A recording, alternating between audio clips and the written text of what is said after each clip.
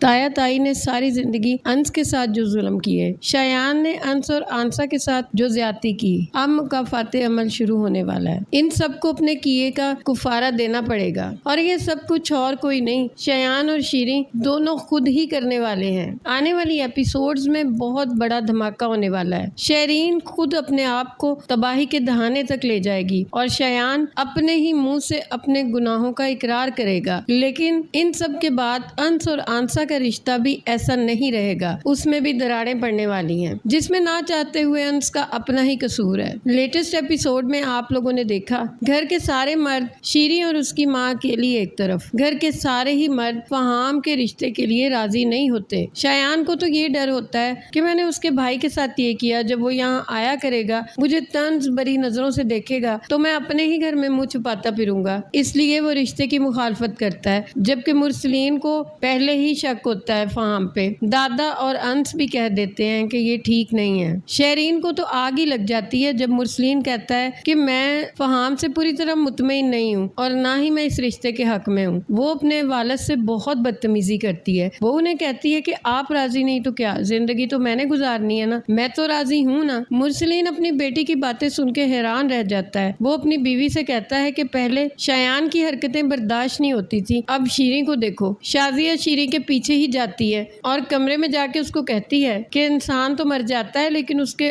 لفظ جو ہوتے ہیں وہ زندہ رہتے ہیں، تمہارے باپ کو تمہارے الفاظ سے بہت دھچکا پہنچا ہے۔ شیریں کہتی ہے تو مجھے نہیں ان کے الفاظ سے تکلیف ہوئی۔ شیریں کی ماں اسے سمجھانے کی کوشش کرتی ہے، لیکن بیٹی فل بغاوت کے موڈ میں ہوتی ہے۔ وہ ضد میں فہام سے ملنے کے لیے پھر چلی جاتی ہے۔ فہام تو بہت خوش ہوتا ہے کیونکہ اس کا مقصد ہی شیریں سے انتقام لینا ہوتا ہے۔ وہ بارہا یہ بات کا ذکر کر چکا ہوتا ہے کہ اس کے بھائی کو ملی تکلیف وہ بھولا نہیں ہے۔ شیریں کی آنکھوں پہ اس کی محبت سے زیادہ اس کی دولت کی پٹی چڑھی ہوتی ہے۔ ادھر آنسا بھی گھر کے ماحول کی وجہ سے انس سے بات کرتے ہوئے کہتی ہے، کیا تمہارے تایا شیریں کو منا لیں گے یا پھر شیریں خود ہی شادی کر لے گی؟ ادھر شازیہ اور شایان دونوں کھڑے ان کی باتیں سن لیتے ہیں۔ وہ بڑے غصے سے کہتی ہے کہ میری بیٹی کے بارے میں بات کیوں کر رہے ہو تم لوگ؟ اس پر تبصرہ کرنے سے پہلے اپنے گریبان میں تو دیکھو، تم اس گھر میں کس طرح لائی گئی ہو، یاد ہے تمہیں؟ شہر میں جب تم نکلتی ہوگی ہزاروں لوگ تمہیں دیکھتے ہوں گے، پہچانتے ہوں گے۔ آنسا تائی کی بات سے ذرا نہیں گھبراتی، وہ اس کے آگے کھڑے ہوتے ہوئے کہتی ہے کہ ان سب لوگوں کو پتا ہے کہ کسی خبیث نے اپنے لیے جہنم خریدی ہے۔ شایان ایک دم سٹپٹا جاتا ہے کیونکہ چور تو وہی ہوتا ہے۔ انس آنسا کو کہتا ہے کہ آؤ آنسا، چھوڑو ان کو، اپنے کمرے میں چلتے ہیں۔ وہ آنسا کو کمرے میں تو لے جاتا ہے، لیکن واپس آ کے تائی امی کو کہتا ہے کہ تائی جان، جو بات ڈھکی ہوئی تھی نا، اس کو ڈھکا ہی رہنے دو، میرے پاس تو پھر بھی وجہ تھی، میں چپ کر گیا، دادا کے کہنے کی وجہ سے چپ ہوا ہوں، لیکن آنسا کے پاس کوئی وجہ نہیں ہے، تباہ کر کے رکھ دے گی وہ شایان کو۔ تائی امی